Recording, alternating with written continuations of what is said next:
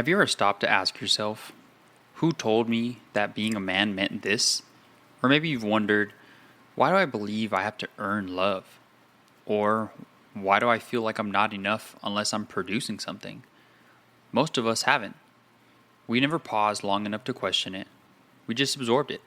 From our fathers, from the streets, from the locker rooms, from the movies, from the pain. We internalize these stories about manhood, about love, about strength and worth, and we let them shape who we are, even if they were lies, even if they were incomplete, even if they were slowly killing us. Welcome back, everybody, to the MDNGHT Collective podcast, where the goal here isn't just to talk about growth, it's to live it. If you've been here for the last couple episodes, you already know that we have kicked off this series stemming from the Bridging the Gap episode we did previously, which was a powerful conversation with another creator about the real disconnect between men and women, not just in dating, but in how we were raised, conditioned, and taught to show up in our relationships. Then, in our last episode, we leaned into what we were never taught, and that was more of an emotional education that we missed in our early life, and how that absence really continues to affect us as grown men. But today, we're going to flip that, because sometimes it's not just about what we weren't taught, it's about the things that we were taught that weren't really true. This episode is going to be about the false narratives that we're still carrying, the stories we picked up early, the beliefs we never really questioned, the ones that felt like truth because they came from people we trusted, or from wounds that we never really healed. You know, the ones, the be the mans, the don't show weakness, if you provide, she'll stay, you have to earn love by giving, you're not valuable unless you're achieving. And lastly, nobody cares, just get it done. I know all of those sound familiar. Some of those things got us through dark seasons in our life. They helped us survive, but they don't help us connect. They don't help us grow. They don't help us feel whole, and maybe they never really did. So this episode is about calling out those lies that we believed and deciding what we want to believe now. Because real manhood isn't about following outdated scripts. It's about writing your own. Now let's get it straight. Most of the lies we believe as men didn't really just appear out of thin air. They came from somewhere, usually from people that we trusted or people that were supposed to be teaching us through life, or from moments that really left a mark in our past. Maybe it was our fathers. Maybe it was the older guys that we looked up to. Maybe it was our moms that didn't really know what to tell us when we were struggling. Maybe it was that first heartbreak we ever had, or that time that we showed emotion and got laughed at for it. Wherever it came from, it taught us something. If it wasn't spoken directly, the message still landed, and it really stuck. We were told to be a man, but no one showed us what that actually meant. You were told, don't catch feelings. Like connection was something dangerous instead of something worth handling, worth building. We heard things like, she'll respect us if you provide. So our worth got tied to our paychecks, our actions, our things that we had to do unless, we didn't want to be left. And we learned to handle all of this alone. Like needing help meant more weakness. And when we heard something like, no one's coming to save you, we really believed that. And it created this mindset that we needed to stop asking for help altogether, even if it was something that we desperately needed. If you hear these messages enough times, they stop sounding like opinions. They start sounding like our truth. So you start living by them. You armor up, you overachieve, you stay silent even when you're hurting. You perform, you chase validation, and you keep people at a distance because closeness starts to feel like danger. And the wildest part in that is that most of this gets coded into who we are before we even realize it. We internalize it when we were young, and then we carry it into our teens and in our adulthood. And we never really stop to ask, where did I learn this? Does this even work? Do I still believe in this? Do I want to believe in this? That's the part that we miss as men. We're out here trying to be a good man, trying to be providers and leaders, protectors, but we're doing it while also following a script that we never really wrote ourselves, and then one that we never questioned. Some of those scripts, they're outdated. They're built on scarcity, control, ego, fear, and they whisper to us, you have to be hard to be respected. You have to earn love by performing. You have to suffer in silence to be strong. And you can only be worthy when you win. But that's not really what strength means. That's survival. And it's time that we get out of the survival mindset and start to evolve. So what does that actually mean? What actually happens when we keep following the script? When we keep living by these old lies, long after they stop serving us? The truth is, we don't really notice it right away because it doesn't always show up in a loud way. It shows up subtly. It shows up disguised. It shows up in the tension that you feel when your partner says, hey, can we talk? That is beyond stressful. Hearing that alone is beyond stressful.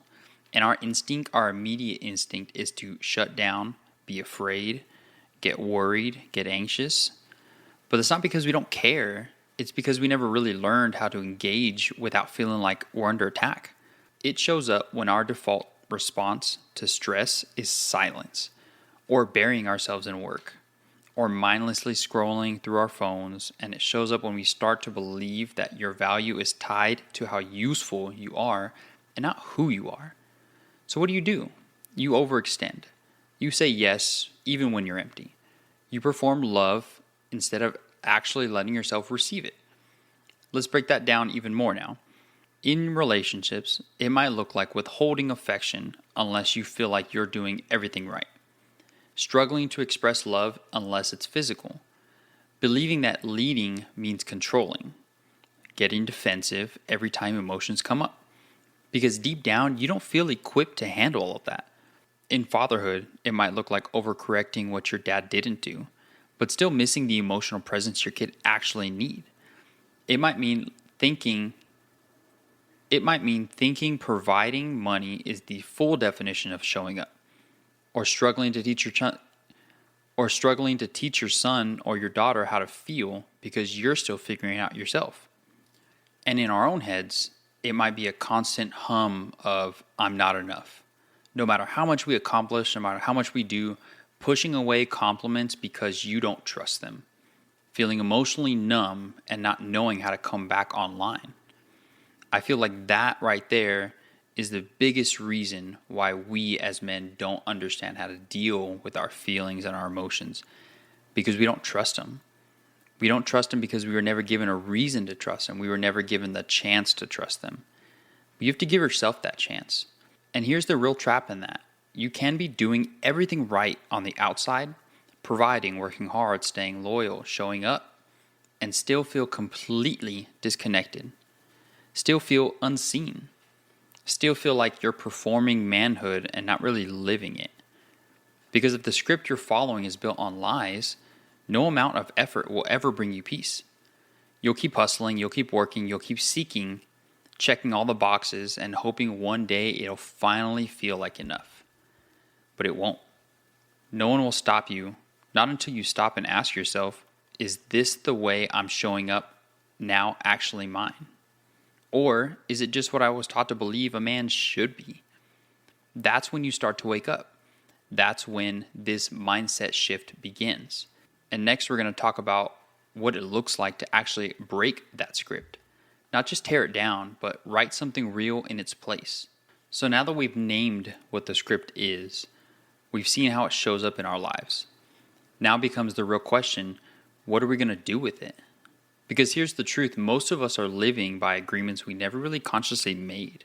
Agreements like, I have to earn my worth. If I show emotion, I'll lose respect. If I can't solve it, I'm failing. Or, asking for help makes me weak. Some of those beliefs start when we were kids. Some came from heartbreak, some came out of necessity for survival. And maybe these things made sense in the seasons that we were in. Maybe they protected us. But what protects us in one season can trap you in the next. That's why unlearning is so hard. You're not just letting go of a belief, you're breaking up with an identity that you once had. One you've been carrying for years. But that's where it begins. You break the agreement by naming it. You say, this script isn't mine anymore. This belief helped me survive, but it's not helping me grow.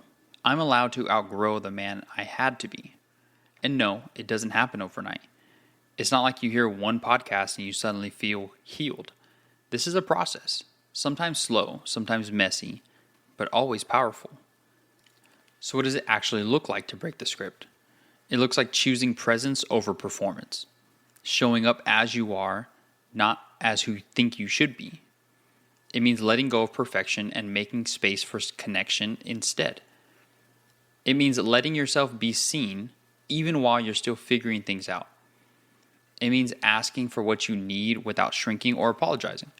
And most of all, it means redefining strength, not as how much you can carry, but how willing you are to lay some of it down. You're not here to perform someone else's version of manhood. You're here to build your own. And that takes intention, that takes reflection, and it takes accountability, and it takes honesty. And it starts with you. So let me ask you this. What's one belief about being a man or being in love or being enough that you know isn't true, but you've still been living by it? Say it out loud. Write it down. Call it what it is, because once you name it, it loses its power over you. And once you let it go, you create a space to write something better. That's what we're about to do. We're going to slow down, reflect, and begin building a new foundation, one that's rooted in truth, presence, and who you're becoming. So now, take a breath. Everything we've talked about, the lies, the scripts, the survival patterns, have been running quietly in the background for years. And here's the thing about that. You didn't choose them. Well, not really at least. They were handed to you, imprinted on you, inherited. But today you get to choose what happens next. So now this is the part of the episode where I want you to sit with a few questions. And I don't want you to analyze. I don't want you to get it perfect. I just want you to be honest with yourself. First question. What's the one lie that you've been living by? Maybe it's that you're only valuable if you're providing. Maybe it's that you have to be the strong one all the time, or you don't deserve love unless you earn it from somebody. Whatever it is, I want you to name it. I want you to call it out. And I want you to know that this belief now isn't really serving you anymore, but that you've still been carrying it like it's part of who you are. And that has to stop. Second question. Where did that belief come from? Who handed it to you? Was it your father? Was it a past relationship? A moment when you needed support and didn't get it? You don't have to assign blame. You just need to understand where it came from. Because understanding gives you power. And power gives you choice. Third question. What if that lie didn't exist? Who would you be? Think about that. Who would you be if you never believed that strength meant silence? If you never felt like you had to hide your emotions to earn respect? If you never tied your identity to productivity, perfection, or pain? Who is that version of you underneath that old story? That's the real you. That's the man who's been buried under years of pressure, performance, and pretending. And no, you don't have to become him overnight, but you do have to start choosing him on purpose. Rewriting the script isn't about proving anything to anyone. It's about remembering who you are when you're not trying to be everything the world expects you to be. That's what we're going to build here. Not perfect men, but honest men. Not men who check all the boxes, but men who choose truth over image. And that's what this collective is here for. That's what it's built for. To build the men who want to act. And you have to remember that you don't have to keep performing this version of manhood that was never really yours to begin with. You don't have to keep chasing validation you are never meant to earn. You don't have to keep loving with conditions you were taught to accept. And you don't have to keep holding it all together just to be seen as strong. The truth in all of this is that you're allowed to evolve. You're allowed to change. You're allowed to break this agreement and say, the script stops with me. You're allowed to redefine what it means to be a man, not based on what culture handed you, not based on outdated expectations, but based on what's true for who you are right now and who you want to become. And if you're still here, still listening, still locked into with this episode, you're not just hearing this, you're ready to live it. And before this episode ends, I want you to do one thing. Think about something I asked you earlier.